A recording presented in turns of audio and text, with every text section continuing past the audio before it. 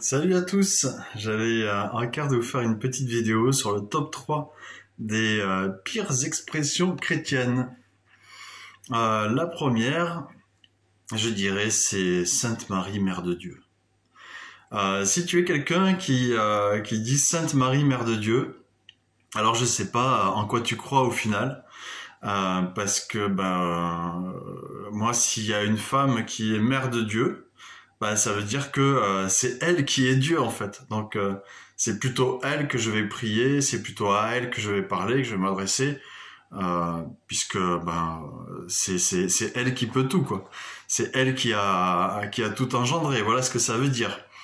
Donc Sainte Marie, Mère de Dieu, c'est juste quelque chose qui est pas possible. C'est complètement contradictoire. Ça c'est vraiment le top 1 des pires expressions chrétiennes que tu peux utiliser. Puisque ça nie complètement la divinité de Jésus, puisque Jésus, il était Dieu avant de s'incarner dans le corps de Marie, il était Dieu après, il a toujours été Dieu, mais c'est lui le créateur de Marie, ce n'est pas elle qui l'a créé, elle a juste porté son corps quand il était sur terre. Et maintenant, il est ressuscité, avec ce corps-là, mais glorifié, et il est auprès du Père, et il est Dieu, autant que le Père, que le Saint-Esprit. Mais Marie n'a pas engendré Dieu. Non, elle a juste engendré son corps sur terre. Donc ça, c'est le top 1 des pires expressions qu'on peut utiliser, puisque ça nous rend complètement dingue en fait. C'est dire une chose et son contraire.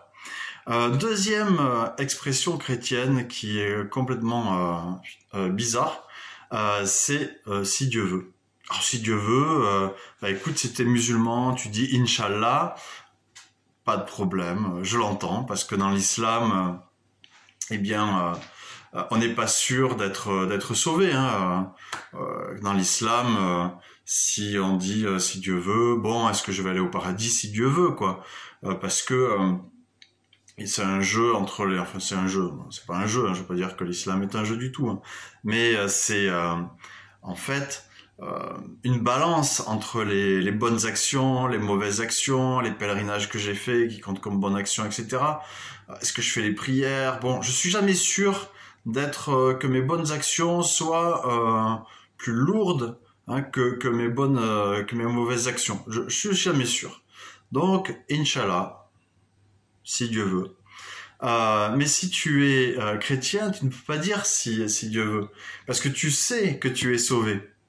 Tu sais que tu as donné ta vie à Jésus et c'est écrit, celui qui donnera, celui qui croit au Fils a la vie. Tu crois au Fils, tu as la vie éternelle.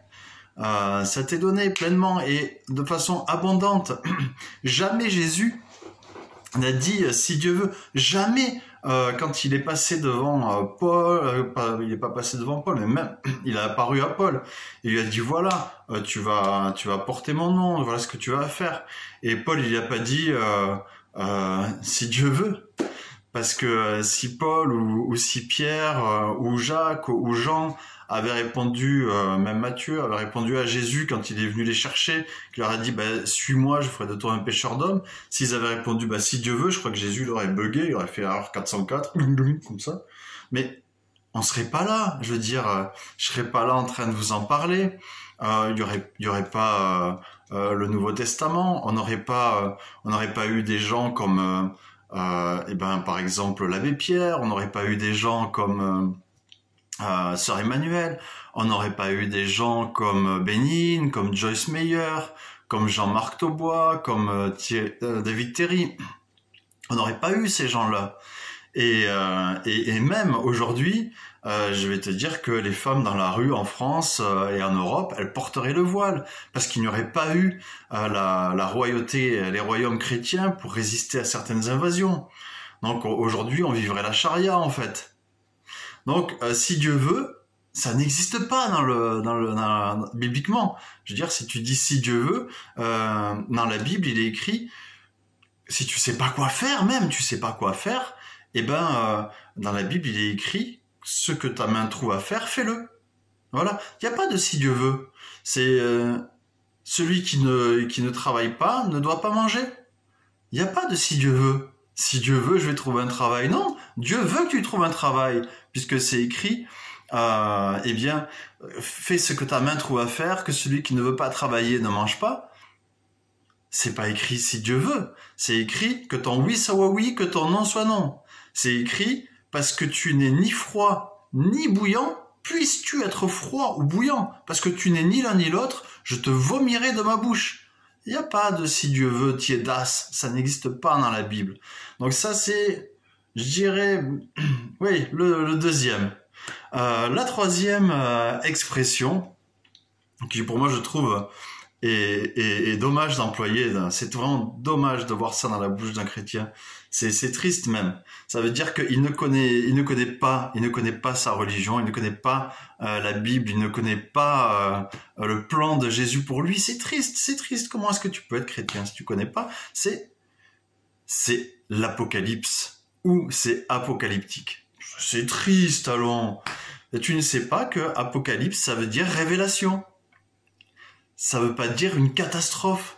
Alors oui, c'est une catastrophe pour les personnes qui ne connaissent pas Jésus, puisque ceux qui ne connaissent pas Yeshua, qui n'ont pas l'espoir, même qui ont refusé, hein, c'est plutôt pour ceux qui ont refusé volontairement de choisir Jésus, de croire en lui, et bien que pour eux c'est une catastrophe. Tu vois, celui qui a jamais connu, on lui en a jamais parlé. Jésus ne lui a jamais été présenté, il ne s'est jamais présenté à lui, par aucune façon. Eh bien, cette personne-là, Dieu est maître. Jésus est maître et souverain, et il fait ce qu'il veut. Donc là, je peux pas dire que la personne sera jamais sauvée. Mais celui qui a rejeté sciemment Jésus, lui, c'est sûr que l'Apocalypse, cette révélation de la venue de Jésus, pour instaurer son royaume sur terre et ensuite créer la nouvelle Jérusalem, faire descendre la nouvelle Jérusalem du ciel, pour lui c'est une mauvaise nouvelle parce que il n'y entrera pas.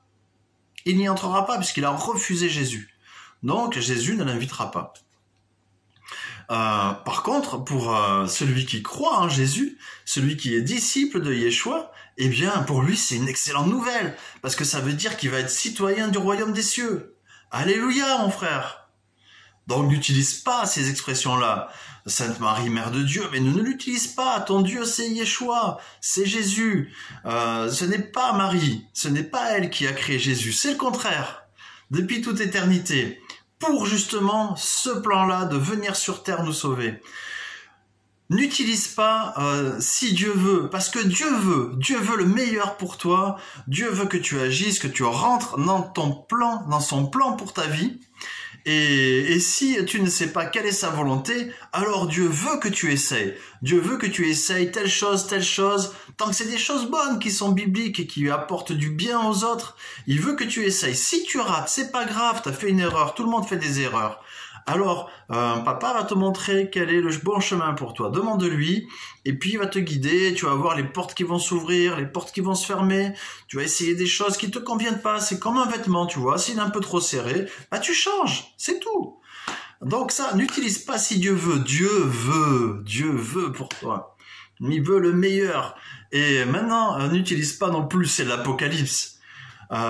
Ou alors utilise-le pour dire ouah c'est la révélation, ouah c'est l'Apocalypse là, j'ai eu une révélation de ouf, tu vois, mais ne l'utilise pas pour dire que c'est une catastrophe parce que pour toi c'est une bonne nouvelle mon ami.